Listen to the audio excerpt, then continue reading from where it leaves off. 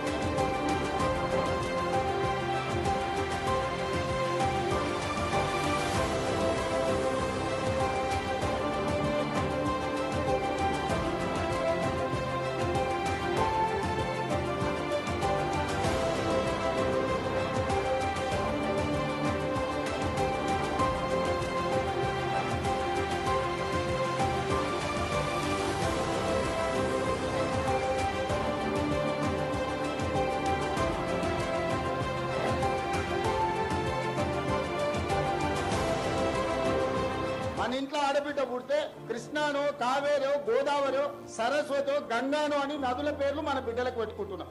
ఏ తండ్రి అయినా ఆయన బిడ్డకు మూసి అనే పేరు పెట్టుకున్నాడా? ఆ మూసిని నిర్మాణం చేయాలనుకుంటున్నా నేను.